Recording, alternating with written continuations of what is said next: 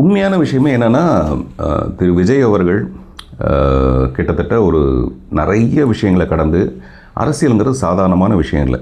நிறைய போராட்டங்களை சந்திக்க வேண்டியதாக இருக்கும். அதெல்லாம் சந்தித்து கடந்து வந்துட்டு இருக்கும்போது, கரூர் பிரச்சனையில் கூட அவருக்கு ஏற்படாத ஒரு பெரிய கரூர் பிரச்சனையில் விமர்சனங்கள் வந்ததே தவிர, அவருக்கு இவ்வளோ பெரிய பாதிப்பு வராத அளவுக்கு இருந்தது. இவ்வளோ பாதிப்புக்கும் காரணமான ஒரு நிகழ்ச்சி, அந்த நிகழ்ச்சியில் இந்த பெண்மணி கலந்துக்காமல் இருந்திருக்கலாம் அப்படிங்கிறது என்னுடைய அடிமனசில் இருந்தது. பட் அதை நான் சொல்கிறதுக்காக அந்த மேடைக்கு போகல.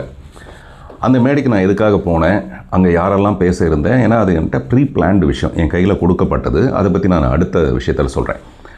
அதனால் எனக்கு இவங்களுடைய ஃபோட்டோவை போட்டு பேசணுங்கிற அளவுக்கு ஒரு பெரிய லட்சியம்லாம் எனக்கு கிடையாது. குந்தவைன்னு இவங்க வீட்டிலேயே குந்த வச்சுருக்கலாம், வெளியில் வந்ததுனால பாருங்கள் எவ்வளோ பெரிய பிரச்சனை ஆகிடுச்சுங்கிறது ஒரு பெரிய ஆதங்கம், உண்மையிலேயே பெரிய ஆதங்கம், அவ்வளோதான். அதனால தான் நண்பர் சமுத்திரகனி கூட அவர் பேசும்போது, நீ யாருக்கிட்ட உன்னோட ஈகோவை காட்டுற, எதுக்காக இவ்வளோ பெரிய ஈகோ, யாரை மிரட்ட பார்க்குற நீ, எதுக்காக அப்படின்னு அவர் பேசுனது அவரும் காசு வாங்கிட்டு பேசலை. அவரும் ஒரு ஆதங்கத்தில், ஒரு அன்பின் மிகுதியில் தான் அவரை அறியாமல் பேசுகிற ஒரு விஷயமும்.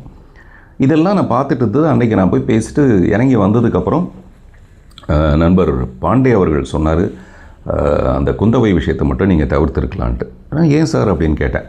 நீங்கள் பாருங்கள், நாளைக்கு பாருங்கள் அப்படின்னாரு. நான் உடனே இது எதுக்கு, நான் எப்போவுமே இந்த பிரச்சனைகளை விரும்பாதவன். அது எந்த பிரச்சனையாக இருந்தாலும் அதுக்கு உடனே ஒரு தீர்வு வந்துடணுன்ட்டு உடனே கலாட்டாவில் இருக்க அவங்க அருணா மேடமுக்கு ஃபோன் பண்ணி அவங்களுக்கு மெசேஜ் அனுப்பினேன். நைட்டு ரொம்ப நேரம் ஆகிடுச்சு, அப்போ நான் அவங்களுக்கு கூப்பிடக்கூடாதுங்கிறதுக்காக மெசேஜ் அனுப்பி, தயவுசெய்து அதை டெலீட் பண்ணிவிடுங்க, அது எதிர்விதமான விஷயத்தை எதுவும் ஏற்படுத்திட வேண்டாம்னு சொல்லிவிட்டு காலையில் பார்க்குறேன். காலையில் பார்த்தா வேறு ஏதோ ஒரு வீடியோ மூலமாக அது வெளியாக இருந்தது.